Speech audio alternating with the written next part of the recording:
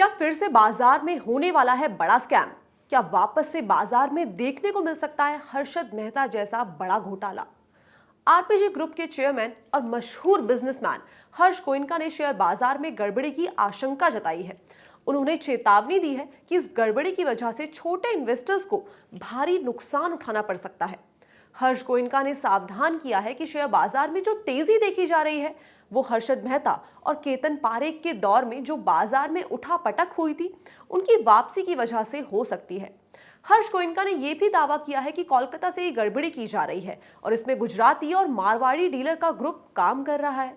इसके साथ ही साथ उन्होंने सोशल मीडिया एक्स पर एक पोस्ट में लिखा है कि तेजी से बढ़ते शेयर बाजार के साथ हर्षद मेहता और केतन पारेख एरा की वापसी हो रही है और खासकर कोलकाता से ये सब चीजें चलाई जा रही है।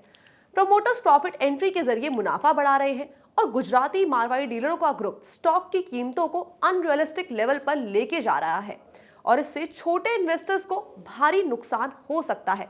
अब वक्त आ गया है कि जब सेबी और फाइनेंस मिनिस्टर इसमें दखल दे और छोटे इन्वेस्टर्स को नुकसान होने से पहले इसकी जांच करें। अब मीडिया रिपोर्ट्स के अकॉर्डिंग हर्ष गोयनका के ट्वीट के बाद शुक्रवार को शेयर बाजार में गिरावट भी देखी गई थी और सेंसेक्स करीबन 74,000 के लेवल के नीचे पहुंच गया था। वहीं अगर निफ्टी की बात करी जाए तो इसमें भी 200 पॉइंट से ज्यादा की गिरावट देखने को मिली थी। हालांकि कई ट्रेडर्स का यह भी कहना है कि कुछ मीडिया रिपोर्ट्स में ऐसा दावा किया गया है कि लोकसभा चुनाव के बाद नई सरकार आकर चीजों में बदलाव कर सकती है, इसकी वजह से मार्केट में गिरावट आई है। हालांकि फाइनेंस मिनिस्टर निर्मला सीतारमण ने इन दावों को बेसलेस ठहराया है और कहा है कि ये सिर्फ एक अफवाह है। 90 के दशक में भारत का शेयर मार्केट हर्षद मेहता द्वारा किए गए घोटाले से हिल चुका था। हर्षद मेहता बॉम्बे स्टॉक एक्सचेंज में एक नॉर्मल स्टॉक ब्रोकर था जिसने देश की बैंकिंग सिस्टम में खामियों का फायदा उठाकर स्टॉक मार्केट में रैगिंग शुरू कर दी थी।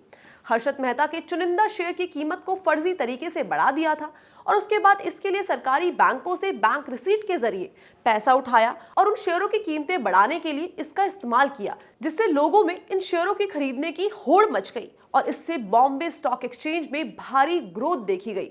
लेकिन जब बाद में इसका खुलासा हुआ तो इन्वेस्टर्स को भारी नुकसान उठाना पड़ा। इन घोटालों के बाद से ही सेबी का गठन हुआ था। हर्षद मेहता घोटाले के करीब 10 साल बाद केतन पारेख पर भी ऐसे ही घोटाले का एक आरोप लगा था।